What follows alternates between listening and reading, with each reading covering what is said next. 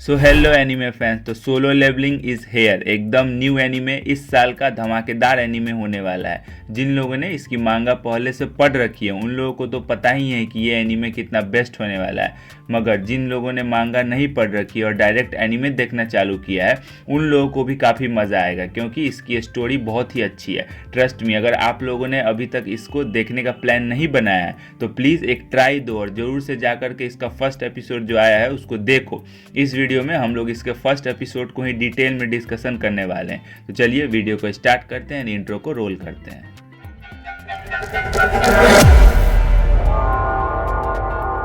तो एपिसोड का स्टार्ट होता है और हमें सबसे पहले 4 इंपॉर्टेंट कैरेक्टर के साथ इंट्रोड्यूस करवाया जाता है, जहाँ पे फर्स्ट वन मिनोबी जो वहाँ घायल पड़े लोगों को हील कर रहा होता है, एंड द सेकेंड वन ओतारा जो वहाँ पे एंट जैसे दिखने वाले मॉन्स्टर्स के साथ फाइट कर रहा होता है, एंड द थर्ड वन सोजू जो वहाँ अपने ऑसम पावर्स के साथ मॉन्स्टर से फाइट भी कर रहा होता है और अपने दोस्तों को प्रोटेक्ट भी कर रहा होता है, and the fourth one Mogami जो अपने ग्रुप के साथ मिलकर शहर में जितने भी मॉन्स्टर्स अटैक किए होते हैं उन सब से फाइट कर रहा होता है और उनको रोक रहा होता है। और यहाँ पे जो नाम है कैरेक्टर के वो सारे जापानीज जो नेम है उनसे अलग है, मतलब इंग्लिश में जापानीज नेम से थोड़ा अलग है, तो आप लोग एडजस्ट कर लेना। फिर इन कैरेक्टर्स को इंट्रोड्यूस करने के बाद हमें समझाया जाता है कि इस एनीमे के वर्ल्ड में आखिर चल क्या रहा है। तो यह स्टोरी स्टार्ट हुई थी आज से 10 साल पहले, जहाँ पे इस वर्ल्ड में अचानक से एक गेट ओपन हो जाता है जो कि इस वर्ल्ड को लिंक करता है एक अलग ही डायमेंशन से, जहाँ पे बहुत सारे मॉन्स्टर्स रहते हैं जिन्हें मैजिक बीस्ट कहा जाता है। अब ये जो मॉन्स्टर्स होते हैं इन्हें इंसानों वाले नॉर्मल वेपन्स का कोई असर नहीं होता है, मतलब ये लोग पे अगर आप लोग नॉर्मल वेपन्स को यूज़ करेंगे तो इन लोगों को एक सिंगल स्क्रैच तक नहीं आता है। लेकिन जब यह गेट इस वर्ल्ड के साथ कनेक्ट हुआ था तो यहाँ के भी लोगों में अवेकनिंग हो गया था, लाइक उन्हें भी पावर्स मिल गया था, मैजिक पावर्स, वेपन मिल जाना, और इन सारी चीज़ों का ही यूज़ करके वो लोग इन मॉन्स्टर के साथ फाइट करते हैं। और जो लोग इन मॉन्स्टर के साथ फाइट करते हैं उन लोगों को ही हंटर्स कहा जाता है, और जितने भी हंटर्स इस वर्ल्ड में मौजूद है उन सबको उनके मैजिक पावर्स के एबिलिटी पे एक रैंक में डिवाइड किया जाता है। जो सबसे ज़्यादा पावरफुल होता है उसको एस रैंक में रखा जाता है, फिर उसके नीचे A B C D E, मतलब ई रैंक में जो हंटर होता है वो सबसे ज़्यादा वीक हंटर होता है। तो जो हम लोग का मेन कैरेक्टर है उसको ई रैंक में रखा गया है क्योंकि वो सबसे ज़्यादा वीक हंटर है, जिसके कारण उसके आसपास के जितने भी दोस्त होते हैं वो उसका वैल्यू बिल्कुल भी नहीं करते हैं, उसका एकदम मजाक उड़ाते रहते हैं, हर समय उसके आगे पीछे बात करते रहते हैं ये कितना ज़्यादा कमज़ोर हंटर है। लेकिन इन सब चीज़ों से उसको कोई फ़र्क नहीं पड़ता है, क्योंकि वो जानता है कि ये लोग जो भी बातचीत कर रहे हैं वो सही बात है कि वो है कमज़ोर, लेकिन इतना कमज़ोर होने के बाद भी वो एक हंटर बना और मॉन्स्टर के साथ फाइट करने का डिसीजन लिया। क्यों? क्योंकि उसके पीछे एक रीज़न होता है, वो बहुत ही ज़्यादा गरीब होता है, उसको बहुत ज़्यादा पैसों की ज़रूरत होती है, क्योंकि उसका जो बाप होता है उसका कोई अता पता नहीं होता, और उसकी जो माँ होती है वो अस्पताल में भर्ती होती है, तो वो अपने माँ के दवाइयाँ खरीदने के लिए, उनके हॉस्पिटल्स के बिल पे करने के लिए उसको बहुत ज़्यादा पैसे चाहिए होती है। उसकी जो छोटी बहन होती है वो अभी पढ़ रही होती है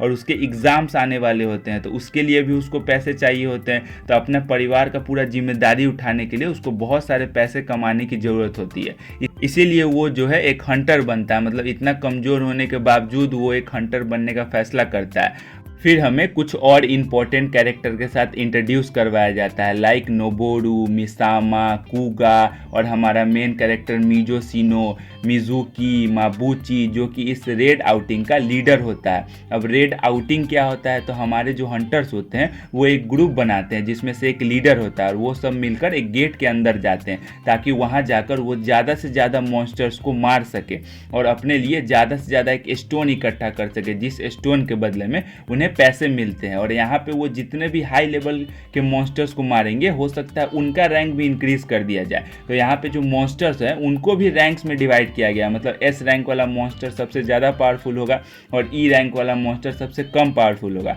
तो यहाँ पे जो हमारे हंटर्स है वो जितने हाई लेवल के मॉन्स्टर को मारेंगे हो सकता है उन लोगों का रैंक भी ऊपर की तरफ इंक्रीज कर दिया जाए। और उन्हें वहाँ पे उन स्टोन्स के साथ साथ क्रिस्टल्स भी मिलते हैं, जिन क्रिस्टल्स को कलेक्ट कर कर और बाद में उसके एक्सचेंज में वो अपने लिए स्ट्रॉन्ग वेपन्स ले सकते हैं, गियर्स ले सकते हैं, जिनका यूज़ करके वो और भी ज़्यादा स्ट्रॉन्ग मॉन्स्टर के साथ लड़ाई कर सकते हैं।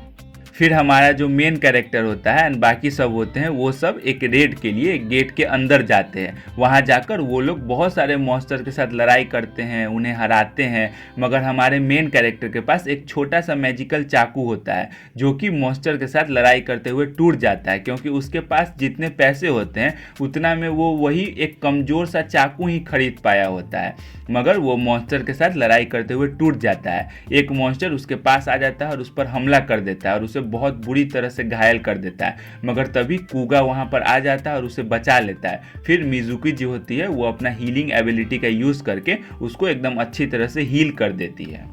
और वहीं पे बाकी जितने भी हंटर्स होते हैं उन सब ने मिलकर बाकी सारे मॉन्स्टर्स को हरा दिया होता है, मगर तभी उन सबको एक गुफा दिखने लगता है। तो वो लोग सोच में पड़ जाते हैं कि हमने सारे मॉन्स्टर्स को भी हरा दिया, उनके लीडर को भी मार दिया, तब भी यहाँ पे जो गेट है वो बंद क्यों नहीं हुआ। मतलब जनरली ऐसा होता नहीं है कि सारे मॉन्स्टर्स को हरा दो और लीडर को मार दो तो गेट बंद नहीं होता है, लेकिन उन लोगों को फिर भी एक गुफा दिख रहा होता है। और ये उन लोगों के लिए काफ़ी ज़्यादा स्ट्रेंज बात होता है कि आखिर यहाँ पे ये गुफा आया कैसे। तो वो सारे लोग इन सब चीज़ को सोच करके एकदम घबरा जाते हैं और वहाँ पे आपस में ही बात करने लगते हैं कि इस गुफा के अंदर जाना बहुत ही ज़्यादा डेंजरस हो सकता है। मगर तभी उन लोगों को ऐसा भी लग रहा होता है कि जो लीडर है, जो रियल लीडर है, वो इस गुफा के अंदर हो सकता है, तो हम लोगों को इस गुफा के अंदर जाके उस लीडर को भी मारना चाहिए। मगर उनमें से जो बहुत सारे लोग होते हैं वो बोल रहे होते हैं कि हमें इस गुफा के अंदर नहीं जाना चाहिए, क्योंकि हमें इस गुफा के बारे में कोई इन्फॉर्मेशन नहीं है और हम लोग नहीं जानते कि इसके अंदर कितने ज़्यादा खतरनाक मॉन्स्टर्स हो सकते हैं,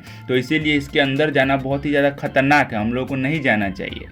इसी बात पे इस ग्रुप का जो लीडर होता है वो डिसाइड करता है कि हम वोटिंग से फैसला करेंगे कि हमें अंदर जाना है कि नहीं जाना है। तो उनमें से जो 6 लोग होते हैं वो बोलते हैं कि हमें अंदर जाना चाहिए और उनमें से 6 लोग बोलते हैं कि हमें अंदर नहीं जाना चाहिए। और आखिरी फैसला जो होता है वो हमारे मेन कैरेक्टर पे आके अटक जाता है, उसे ही फैसला करना होता है कि हमें अंदर जाना है कि नहीं जाना है। तो वहाँ पर वो सोचने लगता है कि मैं यहाँ बाहर में बहुत ज़्यादा मॉन्स्टर्स को नहीं मार पाया, जिसके कारण मेरे पास बस एक ही स्टोन है और मुझे अभी पैसों की बहुत ज़रूरत है। तो मैं अगर अंदर जाता हूँ और वहाँ पे बहुत सारे मॉन्स्टर्स मुझे मिल जाते हैं तो उन्हें मार करके मैं और भी ज़्यादा स्टोन्स इकट्ठा कर सकता हूँ, मेरे पास और ज़्यादा पैसे आ जाएंगे। तो इसीलिए वो डिसाइड करता है कि हमें अंदर जाना चाहिए। फिर वो सब लोग मिलकर उस गुफा के अंदर जाते हैं। उसके अंदर जाते हैं उन लोगों को एक गेट दिखाई देता है, तो वो लोग सोचते हैं कि इस गेट के अंदर ही इनका जो मेन लीडर है वो हो सकता है। तो वो लोग उस गेट को खोलते हैं और उसके अंदर सभी लोग चले जाते हैं। फिर वहाँ पे उन सबको मिस्टीरियस स्टोन स्टैचूज बहुत सारे दिखाई देने लगते हैं, बहुत बड़े बड़े स्टैचू वहाँ दिखाई देने लगते हैं। तो वो सब लोग सोचने लगते हैं कि आखिर ये सब हो क्या रहा है, ये स्टैचू मतलब किस काम के। उन लोग को कुछ भी समझ नहीं आ रहा होता है कि यहाँ पे आखिर हो क्या रहा है। तो उनमें से कई लोगों को वहाँ पे जो एक स्टैचू होता है वहाँ पे कुछ रूल्स लिखे हुए दिखाई पड़ते हैं, जिन नियमों में से पहला नियम होता है revere God and the second one praise God and the third one proof your faith to God. तभी जो मिजुकी होती है वो बोलती है कि इन बड़े बड़े जो स्टोन स्टैचू है उनमें से एक स्टैचू का जो आई है, जो आँख है, वो मूव कर रहा है और वो हम लोगों को देख रहा है, हम लोगों पे नज़र रखे हुए। तभी जो गेट होता है वो बहुत ज़ोर से बंद हो जाता है और उनमें से एक बोलता है कि मैंने तो तुम लोगों से पहले ही कहा था कि यहाँ पे नहीं आना चाहिए,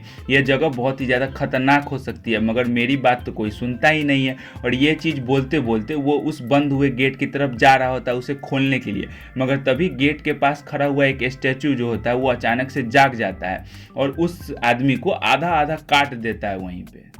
तभी हमारा जो मेन कैरेक्टर होता है उसे उस बैठे हुए स्टैचू की आंख जो होता है वो हिलता हुआ दिख जाता है। तो वो समझ जाता है कि कुछ न कुछ गड़बड़ है, तो वो सब लोगों को सावधान करने लगता है कि वहाँ से हट जाओ, नीचे की तरफ झुक जाओ। मगर तभी वो जो स्टैचू होता है उसकी आंख में से एक पावरफुल लेज़र बीम अटैक हो जाता है और वहाँ खड़े कई हंटर्स को मार देता है। तो वो सब लोग इस चीज़ से बहुत ही ज़्यादा डर जाते हैं और उन्हें ये बात लगने लगता है कि अब हमें कोई भी नहीं बचा सकता। मतलब उन लोगों को कुछ भी समझ नहीं आ रहा था कि आखिर यहाँ पे हो क्या रहा है, ये जो स्टैचू है ये अचानक से हिलने कैसे लग गई, इनकी आंखों से लेजर बीम कैसे फायर होने लग गया। उन लोगों को विश्वास हो जाता है कि अब यहाँ पे उन लोगों को कोई भी नहीं बचा सकता, वो लोग यहीं मरेंगे, मतलब इस जगह में अब ट्रैप हो चुके हैं, अब यहाँ पे वो लोग मर जाएंगे। और इसी के साथ ये वाला जो एपिसोड होता है वो यहीं पे ख़त्म हो जाता है। तो बस एपिसोड फर्स्ट जो है वो यहीं पे ख़त्म हो जाता है और लास्ट में तो हम लोगों को एकदम डरा दिया था, मतलब हमारे कैरेक्टर के साथ अब क्या होने वाला है ये तो हम लोगों को एपिसोड 2 में ही पता चलेगा।